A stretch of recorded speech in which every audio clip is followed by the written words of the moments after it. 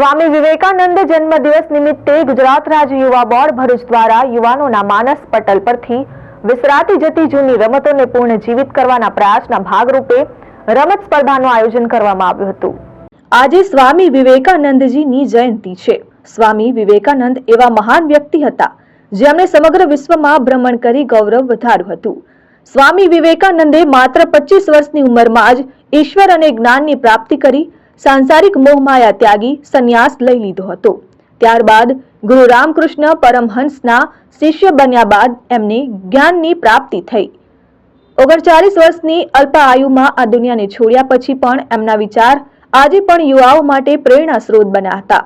दर वर्षे 12 जान्युआरीए स्वामी विवेकानंदना जन्मदिवसे भारतमां राष्ट्रीय युवा दिवस उजववामां आवे छे, जेना भागरूपे आज रोज भरूचनी जेपी कॉलेज ग्राउंड खाते गुजरात राज्य युवा बोर्ड भरूच द्वारा बाळपणमां रमाती रमतो जेम के रसा खेंच, લીંબુ ચમચી સહિતની રમતો વિદ્યાર્થીઓને રમાડવામાં આવી હતી।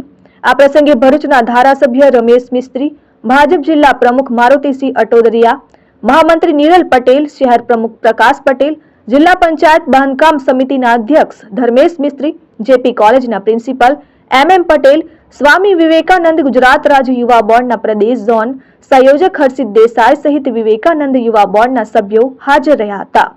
आ प्रसंगे धारासभ्य रमेश मिस्त्रीए जणाव्युं हतुं के स्वामी विवेकानंद पोताना एक वक्तव्यमां जणाव्युं हतुं के आवनारा वर्षोमां भारत विश्वनुं नेतृत्व करशे, त्यारे आजे स्वामी विवेकानंदना विचारो साकार थवा तरफ तेज गतिए देश आगळ वधी रह्यो छे। आज स्वामी विवेकानंद जन्म जयंती है। राष्ट्रीय युवा दिवस तरीके एने मनाववामां आवे छे। भरूच स्थित जेपी कॉलेजना मैदान में विवेकानंद युवक बोर्ड द्वारा अपनी जूनी देशी जे रमतो छे एनी स्पर्धानुं आयोजन करवामां आव्युं छे। खूब मोटी संख्या में विद्यार्थी भाईओ बहनोए भाग लीधो छे। स्वामी विवेकानंदे देश में अने विदेश में भारतीय संस्कृतिना प्रचार प्रसार माटे व्यापक भ्रमण कर्युं छे। शिकागोनुं एमनुं ऐतिहासिक प्रवचन અને એમાં એમણે રજૂ કરેલા વિચારોનું પણ આજે આદાન પ્રદાન કરવામાં આવ્યું છે।